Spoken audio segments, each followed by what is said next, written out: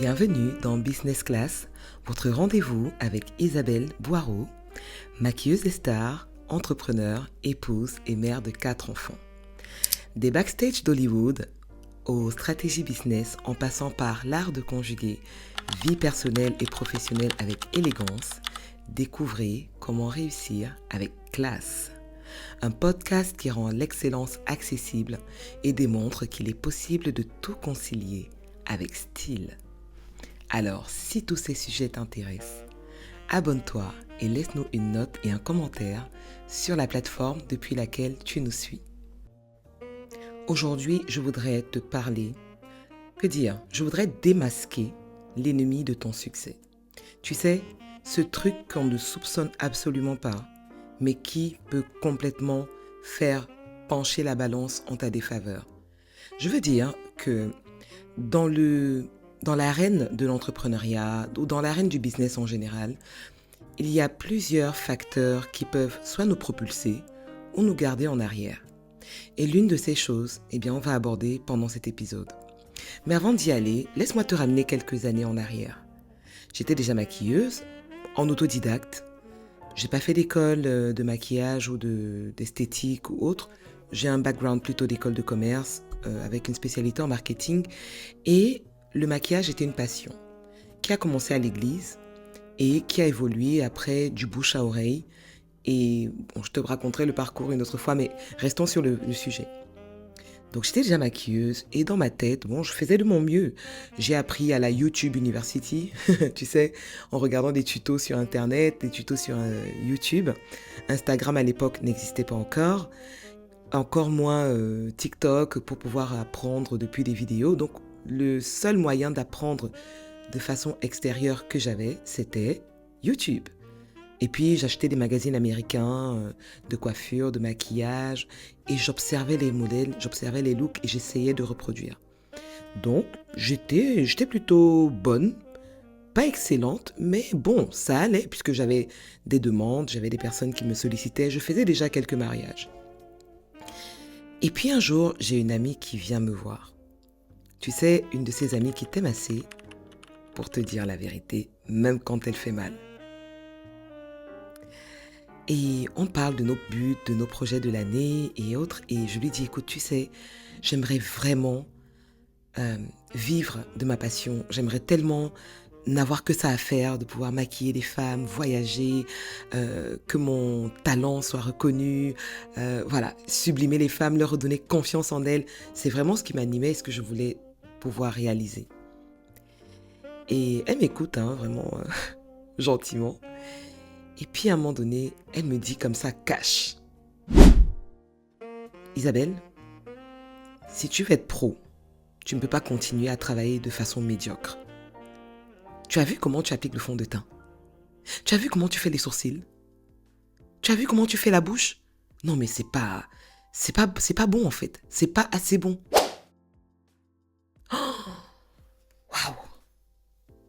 Waouh. Sur le coup, ça fait mal. Vraiment, j'ai même senti monter un petit peu la défensive. J'étais prête à me justifier et lui dire, mais écoute, je fais ce que je peux, je débute encore, j'ai pas fait d'école, j'ai appris en autodidacte, donc c'est déjà pas mal en fait ce que j'arrive à réaliser. Et je trouvais mon travail plutôt bon. Je savais que c'était pas le top du top de ce que je pouvais réaliser, mais je trouvais que j'étais pas mal. Mais après, j'étais quand même frustrée parce que je n'arrivais pas à reproduire les looks de maquilleurs que j'appréciais, que je voulais atteindre le niveau, quoi. Ces mots étaient comme une gifle. Ce qui est fascinant, c'est que ce n'était pas mes compétences qu'elle remettait en question. C'était mon niveau d'exigence envers moi-même. Ma façon de me contenter du assez bien, alors que je pouvais clairement viser l'excellence. Et à partir de là, je me suis vraiment remise en question. Je n'ai pas remis en question mon rêve, mais j'ai remis en question quels sont les freins qui m'empêchent d'arriver au niveau où je voudrais être. Quel est mon ennemi là? Quel est l'ennemi de mon succès à cette étape de mon parcours? Et cette conversation avec mon amie aurait pu rester une blessure d'ego, j'aurais pu me fâcher avec elle, mais pour qu'elle se prend, pourquoi elle me parle comme ça. Mais c'est devenu un vrai catalyseur de ma transformation. Il y a eu un avant et il y a eu un après. La preuve en est que juste après cette conversation, comme on dit, le Seigneur fait bien les choses, je tombe donc sur un profil Instagram parce que ça faisait des mois aussi que je cherchais un mentor dans mon domaine. Et là, je découvre l'Instagram de la personne qui va être dans mes débuts de carrière, mon mentor. Et je vois sa façon de maquiller. J'adore, c'est tout ce que j'aime, c'est exactement ce que je veux. Et je vois qu'elle propose des formations. Eh bien, même si à l'époque pour moi ça représentait un gros budget, je me dis je vais apprendre avec elle, je vais apprendre auprès d'elle. Mais ça nécessitait quoi? Ça nécessitait de désapprendre la façon dont j'avais l'habitude de faire les choses jusque-là et d'être ouverte à l'apprentissage avec quelqu'un qui sait mieux que moi et qui a de meilleurs résultats que moi. Et c'est là où je veux démasquer publiquement en mondiovision la chose qui est l'un des ennemis de notre succès. Ça s'appelle orgueil.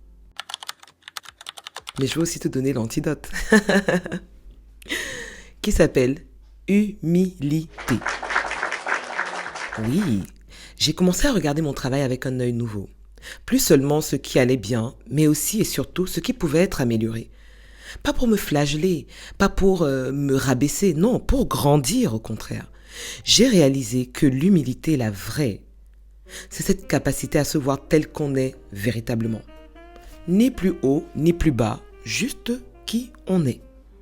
Et c'est accepter d'être un work in progress, un projet en constante évolution. Quand tu intègres dans ton mindset, dans ton processus, que tu es un produit ou un projet ou un chantier en cours de réalisation, donc tu es perfectible, les remarques et les retours d'expérience des autres ne vont pas t'écraser, ne vont pas te démolir, ne vont pas te chambouler. J'avais beaucoup de mal à accepter la critique au départ parce que j'associais la critique de mon travail ou de ma prestation à la critique de ma personne, de mon identité. Maintenant, ce qui est lié, c'est que quand tu deviens excellente, en fait, quand tu es sur le parcours d'excellence, la personne que tu es devient aussi excellente. Les choix que tu fais, la qualité de la personne que tu es se perfectionne, si je puis dire. Et voilà les actions concrètes que j'ai mises en place. La première des choses, c'est que j'ai commencé à documenter mon travail. Je prenais en photo mes réalisations. Je les regardais, j'étudiais qu'est-ce qui pouvait être amélioré.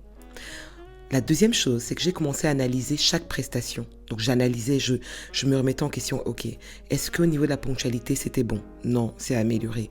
Est-ce qu'au niveau de la préparation de mon matériel, j'étais au top? Non, je m'y prenais à la dernière minute. Est-ce qu'au niveau des retours des clientes, je demandais toujours des retours? Chose qu'avant, j'avais peur en fait. J'avais peur de la critique, donc je n'osais pas. Autre action que j'ai mis en place, c'était de m'entourer de personnes qui pouvaient me pousser vers le haut. Donc très souvent, avec des amis ou des collègues maquilleuses, on travaillait ensemble. J'observais leurs techniques, j'apprenais d'elles et vice-versa. Et également, investir dans la formation continue. Ça, c'est la clé. Parce que ce qu'on sait aujourd'hui sera dépassé demain. Donc, on ne peut pas s'appuyer ou se reposer sur les acquis et se dire que, voilà, c'est bon, je sais déjà, je n'ai plus besoin d'apprendre. Erreur, parce que ça, encore une fois, c'est ton orgueil qui est en train de parler plus fort. Aujourd'hui, je partage avec toi les leçons clés que cette expérience m'a enseignées. La première leçon, c'est que l'humilité est une force, pas une faiblesse. Quand tu acceptes d'être perfectible et que tu donnes le pouvoir, tu te donnes à toi le pouvoir de progresser, ce n'est pas se rabaisser, c'est s'ouvrir à toutes les possibilités d'amélioration qui s'offrent à toi. Maintenant, après chaque prestation importante, je prends un moment pour me poser 3 questions. Numéro 1, qu'est-ce qui a vraiment bien fonctionné? Numéro 2, qu'est-ce qui pourrait être amélioré? Et numéro 3, quelles leçons je peux en tirer pour la prochaine fois? La deuxième leçon que j'ai apprise de cette expérience, c'est les critiques constructives sont des cadeaux. Et ça, je crois qu'on ne met pas assez l'accent dessus. Parce qu'on a toujours cette connotation critique égale jugement, égale voilà, insulte, ou bien, bon, c'est très négatif. Parce que, voilà, des fois, en fonction de l'éducation qu'on a eue, si on a eu un entourage, des parents ou une famille qui était assez exigeante et dure avec nous, eh bien, la critique n'était pas toujours bienveillante ou bien emballée dans le bon emballage pour passer. Les personnes qui osent nous dire la vérité, même quand cette vérité fait mal, sont des trésors. Elles voient en nous un potentiel que parfois nous ne voyons même pas nous-mêmes. Et si je n'avais pas eu cette discussion avec cet ami, honnêtement, peut-être que je ne serais pas la personne que je suis aujourd'hui. Peut-être que je n'aurais pas fait les progrès, les efforts, les actions, je n'aurais pas posé les actions qu'il faut pour m'améliorer et exiger de moi ce qu'il faut pour pouvoir se hisser à un certain niveau. La troisième leçon, c'est que l'excellence est un chemin, ce n'est pas une destination, c'est vraiment le parcours qu'on suit. Même aujourd'hui, avec les stars de Hollywood avec lesquelles je travaille, je continue d'apprendre, de m'améliorer, de chercher comment faire mieux. C'est ça être un éternel étudiant de son art. Je veux insister dessus parce que même les plus grands continuent de s'entraîner quotidiennement. Même les personnes qui sont au top du top de leur art ne reposent pas sur leur laurier. Angela Bassett me partageait que lors du tournage de Mission Impossible avec Tom Cruise, il y avait des scènes qu'il reprenait jusqu'à 60 fois. 60 fois la même scène jusqu'à avoir la bonne émotion, le bon geste, la bonne élocution parfaite pour cette scène. Je tombais des nues parce que je me disais, mais attends, Tom Cruise, Angela Bassett, c'est des gens qui sont oscarisés, qui sont au sommet de leur art. Mais même jusque-là, ils ne lésinent pas sur le fait de se perfectionner, de continuer à poursuivre l'excellence. Et ça vient d'abord d'un cœur et d'une attitude d'humilité. C'est de reconnaître que, nous sommes des work in progress, des travaux en cours d'amélioration et de pouvoir se remettre en question. Tu sais ce qui est magique avec l'humilité? Vraiment, c'est la seule qualité qui te permet de transformer chaque expérience, bonne ou mauvaise, en opportunité de croissance. Aujourd'hui, tu te sens parfois submergé par les doutes, tu as l'impression de ne pas avancer assez vite. Rappelle-toi, ce n'est pas un signe de faiblesse. C'est peut-être le meilleur indicateur que tu es sur la bonne voie. Alors, voici ce que je te propose. Cette semaine, identifie un aspect de ton business que tu pourrais améliorer. Ça peut être la gestion de tes mails, ça peut être l'organisation de ton agenda, ça peut être ta présence en ligne, ça peut être la prestation, la qualité de prestation que tu apportes à tes clients. Bref, peu importe, identifie un aspect de ton business que tu pourrais améliorer. En numéro 2, trouve une personne de confiance qui peut te donner un feedback honnête, qui peut te donner un retour constructif honnête. N'hésite pas à demander des retours. Partage, en numéro 3, ton expérience avec Business Class. J'apprécie énormément de lire et recevoir vos commentaires.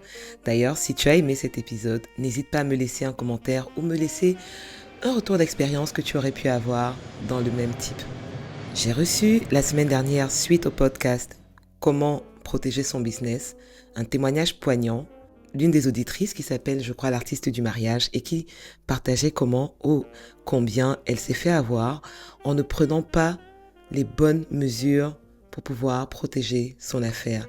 Elle s'est retrouvée à faire des prestations, à ne pas être payée correctement ou à se retrouver en porte-à-faux face à des clients exigeantes ou pas toujours bien intentionnés parce qu'elle n'avait pas mis en place les systèmes qui lui permettaient de protéger son business. Donc, si tu n'as pas écouté cet épisode, je t'invite à retourner le voir. La semaine prochaine, on va parler de quelque chose qui fait peur à beaucoup d'entre nous. Fixer ses tarifs sans faire fuir les clients.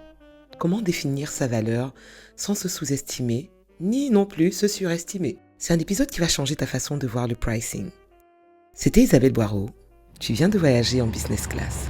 On se retrouve lundi prochain, même classe, même excellence. Si tu as apprécié cet épisode, n'hésite pas à nous laisser un commentaire, un cœur, à t'abonner pour ne rien louper des futurs épisodes.